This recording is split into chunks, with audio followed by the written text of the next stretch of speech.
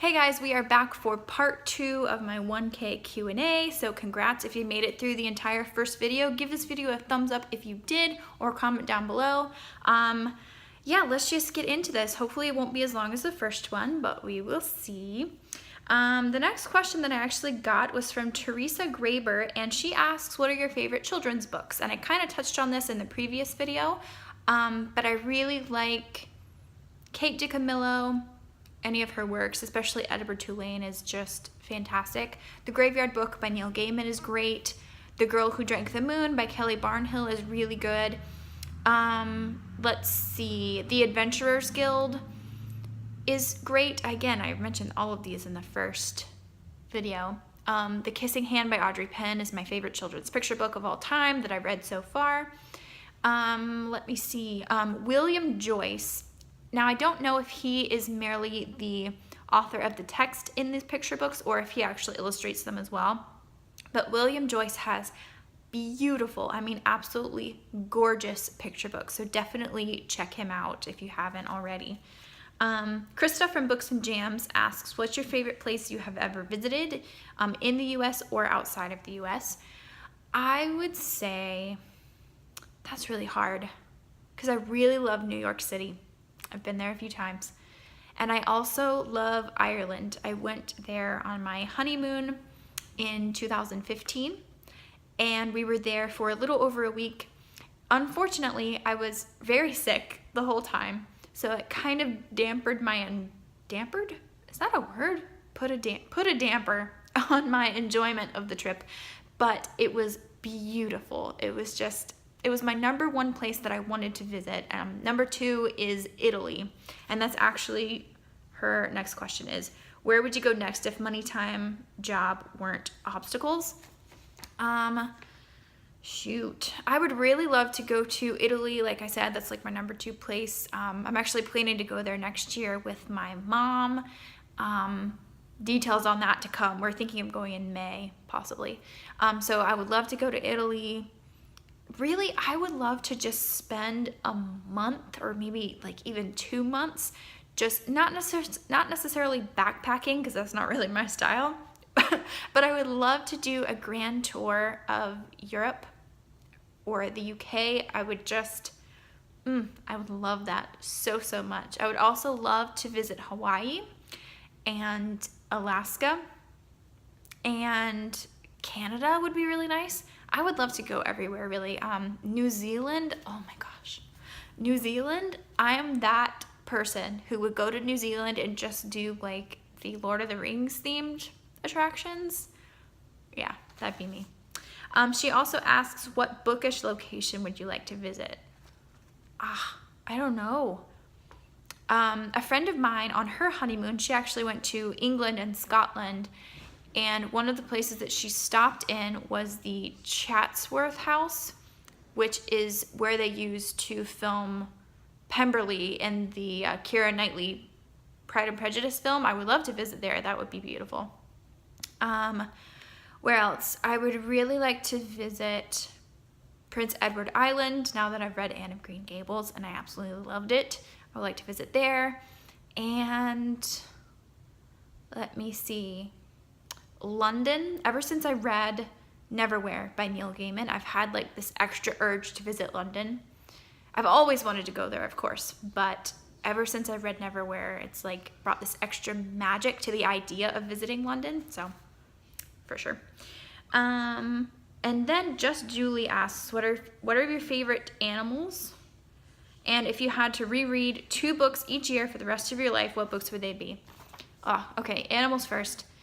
I really like dolphins, dogs, wolves, whales, rhinos, giraffes, bears. Oh my goodness. Yeah, I think those are my favorite animals. They're all very different, as you can see. If I really had, and horses too. Oh my gosh, how could I forget horses? I don't think I could pick one out of the 2, but I mean, like realistically, a dog is my favorite animal because I'm such a dog person. I love them. But then dolphins are fantastic. It's actually my Patronus too, so don't know. Hopefully that tells you a little bit about me when it comes to animals. And then the 2 books each year for the rest of your life. Goodness gracious. The Bible, that helps. And then just one other book. I don't know. That's really hard. My first instinct is to do the Graveyard Book, because it kind of has everything that I love in a story. But man, that's really hard. That's really hard. I'm trying to think. The Name of the Wind. I really liked Uprooted by Naomi Novik too. I don't know. I don't really want to pick Harry Potter because everybody else would just say that. Oh, The Hobbit. The Hobbit would be a good one. I'll go with that. So the next question is from My Super Kate, and she asks, if you released an autobiography about your life, what would you call it? What would the title be?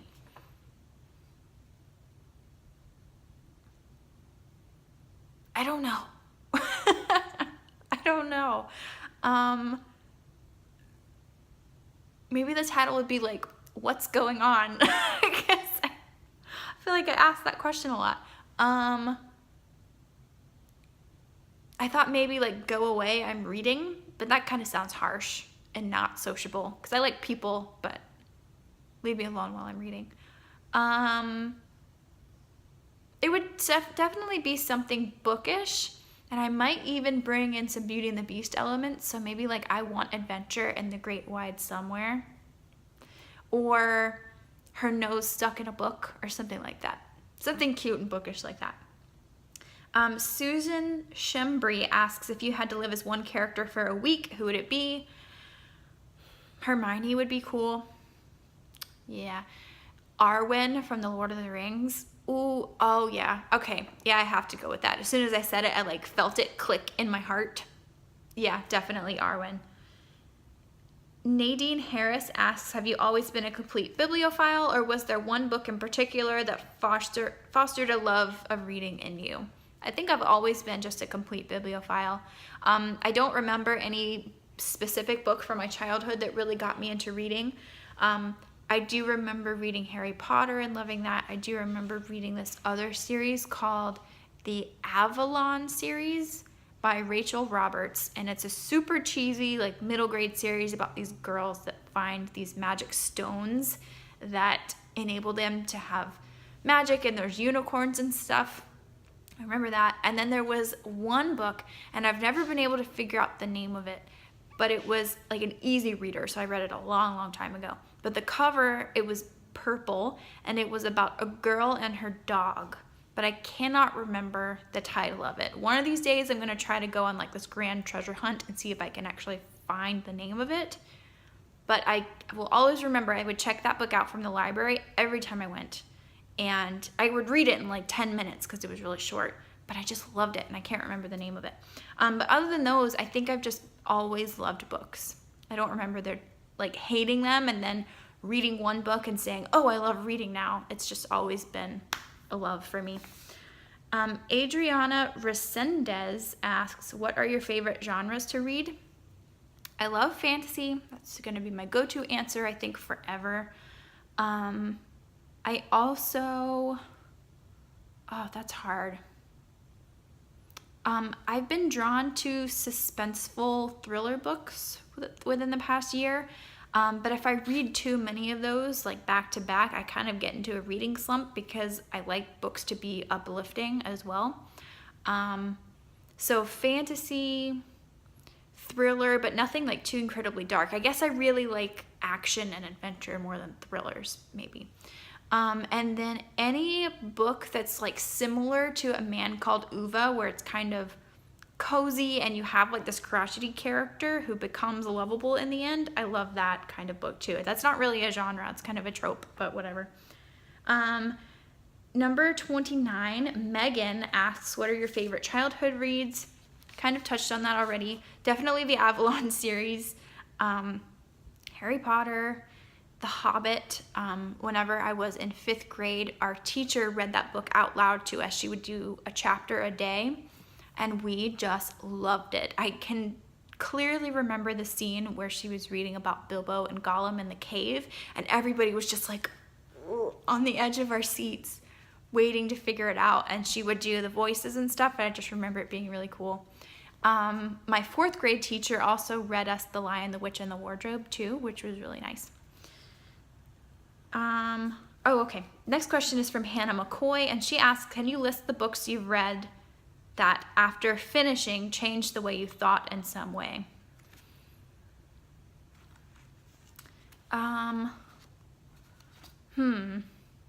Homegoing by Ya Jessie was very powerful, and I wouldn't say it changed me dramatically, but it opened my eyes to see a family saga going from Africa, being sold as slaves, and then how that affected their very distant ancestors in the future to current day. That was very powerful. And I think it just opened my eyes. So I would definitely say Homegoing, for sure. The next question is from Turning the Pages, and she asks, my question is, how do you determine buying books versus borrowing books? At work, being surrounded by books, I'm always tempted to borrow books, but I also love buying books. I keep borrowing books instead of reading ones that I buy. Can you relate? Yes. That is a story of my life, is trying to figure out, okay, I have this book in my library system. I'm a librarian, so I can get it, and I don't have to pay fines on it being late. So do I do that? Or do I want to actually buy myself a copy and still not have to worry about like reading it in a certain period of time? It depends on the book. Honestly, if it's a long fantasy book, I will probably just go ahead and buy it for myself and keep it on my shelf, so there's no pressure to read it quickly, because if there's pressure for me to read fantasy quickly, like I instantly don't want to do it. It really depends on the book, I think. If I know I'm going to love it, I will go ahead and buy it for myself. But then it's also really hard, like you said. I think do you work in a bookstore or a library? It sounds like a bookstore. Or maybe you do work in a library. I don't know. Anyway, when we get the new books coming in, especially like the young adult books that I'm actually ordering because they sound really good here on BookTube, or I've heard good reviews, it's really hard not to just like take over the new bookshelf and just take all of them home. I guess it just really depends on the book. As time goes on, it's getting a little bit easier for me to balance, but the past few months, I think I've been more focusing on buying, when I should probably start borrowing more and then buying if I really like it. I don't know. I relate. It's a struggle. Kristen's Library asks, if you could be a librarian anywhere else in the world, where would it be? So when we went to Ireland, first of all, I could be a librarian anywhere, I think. I think I would prefer somewhere that is a smaller town and not like a huge city. Like, I don't know if I would want to work in like the New York Public Library or the Boston Public Library. Nowhere that's like huge, like maybe, because then you can kind of specialize in something, whereas a small town, you have to kind of do everything. But the idea of being a librarian in a really small town, like country town, sounds super nice and just cozy to me. When we went on our honeymoon in Ireland, we stopped by this town. I cannot remember the name of it. It was kind of a little rest stop where everybody got off the bus to use the restroom before moving on to the next stop. But it was a really small town. It was mainly along this one street, and tucked back behind these touristy shops, there was a little building, and I remember seeing like the symbol of a book on it, because all of the signs were in Gaelic. They had English as well, but it was in a smaller font underneath the Gaelic, which I thought was really cool. But I saw the word library, or LIB something, and I was like, that's a library. So we went inside, and it was adorable. ever since then, I've always pictured myself being a librarian in a little small Irish town. It would be pretty cute. Aisha Al-Shoaibi, did I say that right?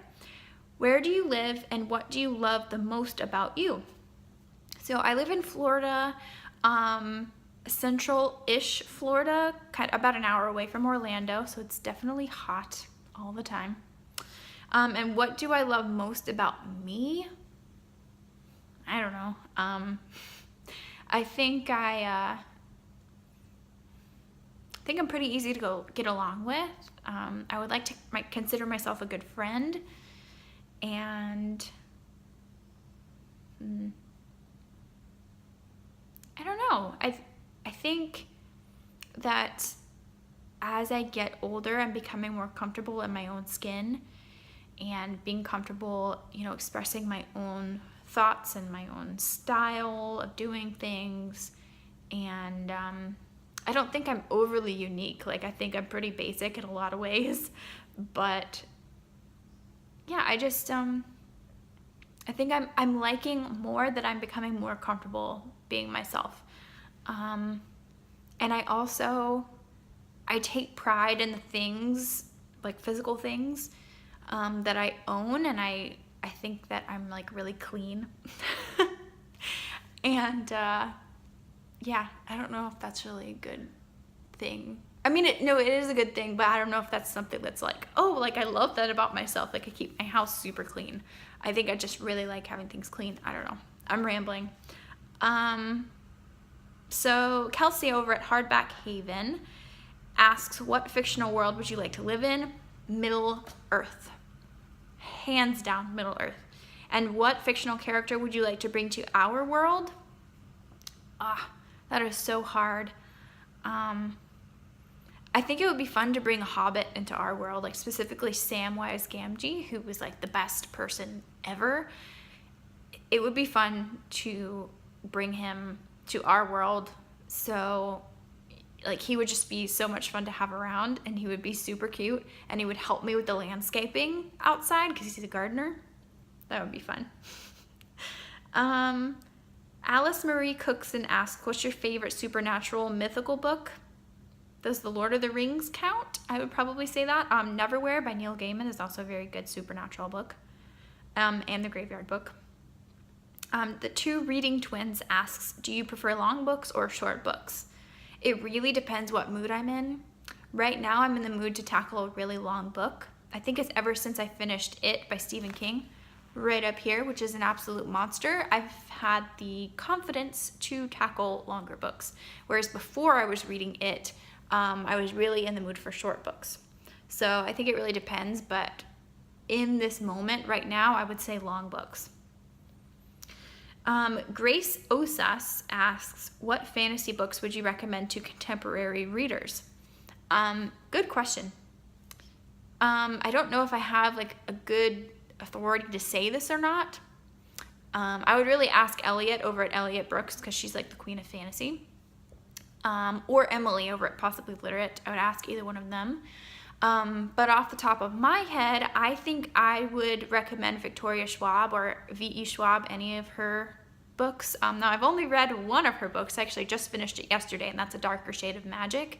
But I could definitely say, like, pick up A Darker Shade of Magic, pick up a Victoria Schwab book, because although I've only read that one book, I can say, based on other people's opinions, and I'm kind of acting as your librarian right now, saying like, okay, well, I haven't read this personally, but I know this, this, and this, so try this.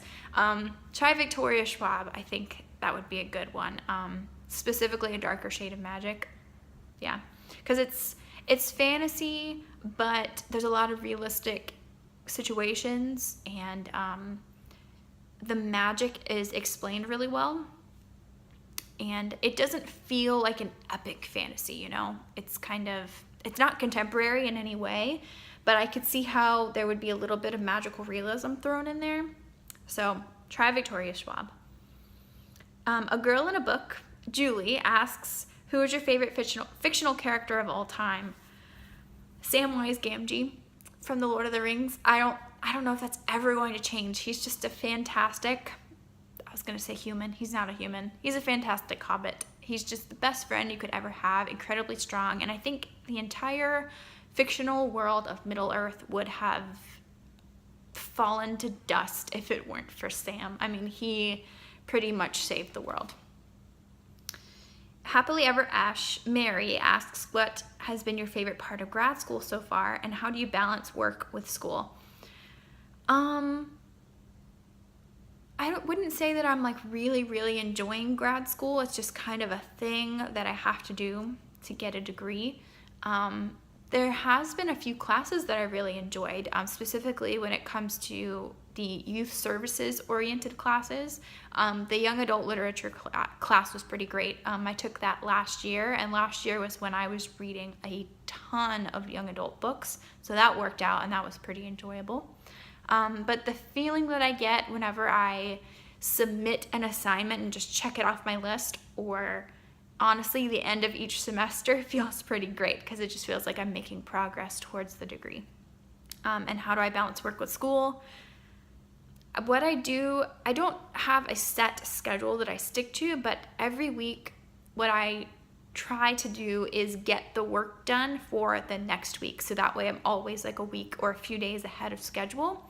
So that way if I forget something, or if something comes up with friends, family, work, whatever, I can say, oh, okay, the work's already been done for next week. I have a few days to chill or focus on something else.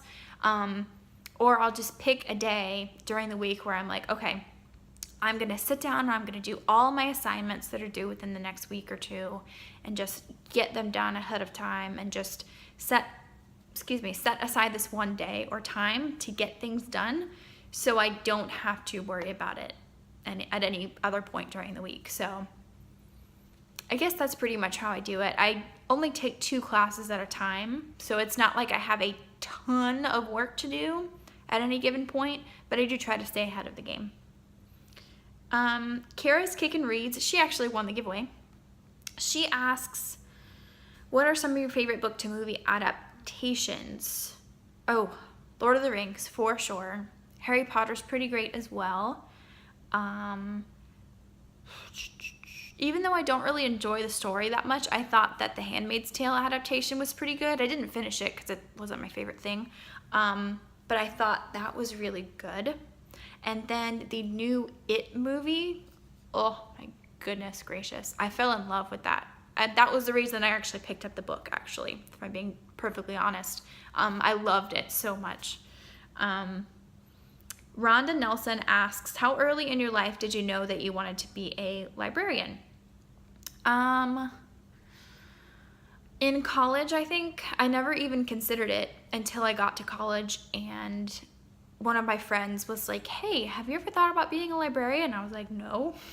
And then I started doing research on it, and I was like, okay, that's what I'm doing. I spent a lot of time in college wondering what in the world I was going to do with my life, career-wise. And it was really kind of a revelation whenever I consider library school and becoming a librarian. So I think I was a sophomore or junior in college when I realized that's what I wanted to be. Okay, Anna's Mom 2009 asks, oh, what books would you recommend for an 8.5-year-old girl? I'd like them to have some faith content. Okay, first of all, I would go, now these don't have any faith content, but I would go for the American Girl books. There's so many to choose from now, it's insane. That's always a good one because it throws in a lot of historical fiction. Let me see. There's also, it's not really the best, I don't think, but there's also the Left Behind for kids books. A lot of people don't really care for those, but it's something that we do have at our branch, and they do get checked out occasionally, so I would try those. There's also a series called Faith Girls out there. I personally don't have them. I don't know a ton about them, but I do know that I've had them requested at my library a couple of times, and I've heard some patrons talk about it before. I believe it focuses on a group of friends and their individual stories and their faith. So check that out. And then there's also a series, I cannot remember the name off the top of my head. I'd have to physically look at my bookshelf at work. But there's another series. I will put the title and a picture right here so you can check it out. If I'm not mistaken, it's similar to American Girl in that it focuses on historical fiction and girls from different time periods, I think, but there's a lot of faith content in there. So I will put that up on the screen in case you're interested. And they should all be around her grade/age level. Next up, do you have unpopular opinions on popular books? I generally don't get along with YA contemporary that much, as I've said before. Let's see, it's hard. There are some YA books that I've read that I just haven't really cared for. Good example of both of those examples is When Dimple Met Rishi by Sandhya Menon. I thought it was cute, but I didn't love it. And that's not necessarily an unpopular opinion because I've heard a lot of people say the same basic thing about it as me. But yeah, it wasn't as amazing as everybody thought, or as everybody said it was, in my opinion. So I guess that's an unpopular opinion. The Handmaid's Tale is also well beloved, and I don't really care for it that much. I also didn't really care for 1984 or A Brave New World. Any dystopian books that are designed to kind of teach you a lesson, it's not really my deal. Like, I don't like being preached at in that way. And I don't know, like, I can see their literary merit and I can appreciate them for what they are, but I personally don't enjoy them. I don't really want to read them or keep them on my shelf. Let me see. Checky asks, what's your favorite book genre? Fantasy. I think this is a spam comment, but I'm just going to go ahead and answer it. Do you really think NASA astronauts landed on the moon? Yep. Next question is, how old are you? I'm 25. Can you tell us a little bit more about yourself? I feel like I've told you guys a lot about myself. I'm a Christian. I'm married. 25. I'm a librarian. I love to read. I love my family. I love my friends. I recently bought a house this year, so that's been fun and also kind of stressful. I really want to get a dog. I hinted at that in my last video, and a few people got so excited. I don't know if that's actually going to happen anytime soon. It might not be until next year, but I know that that's something that we really want as a family. I'll keep you guys updated on that, and I will definitely introduce her. We definitely want a girl or a female dog, so I'll introduce her whenever we get her eventually. But yeah, so that's interesting about myself, I think. Hazard Gum asks what my full name is. I don't really want to put that out there. My first name is Jenna. A lot of people call me Jen because my username is Jen the Librarian, and some people call me Jen in real life. Like, I don't really care. But my full first name is Jenna. Jay Clark asks, what did you have to do college-wise to become a librarian? I got a degree in English literature, although most librarian jobs don't require you to get a degree in anything specific as far as like a bachelor degree goes. And then you have to have your master's in library sciences or your master's in library and information sciences usually to become a full-time librarian. So that's what I'm working on.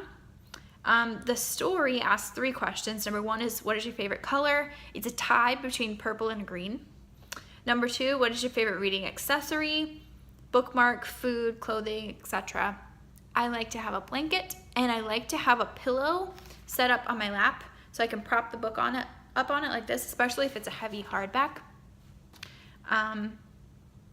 Let me see. And the favorite book you read last year?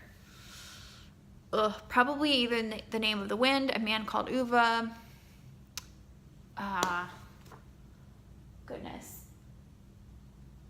I was going to say Uprooted by Naomi Novik, but I think I read that this year. Bookworm Surrounded by Idiots asks, what was the first book you ever read on your own? I honestly can't remember.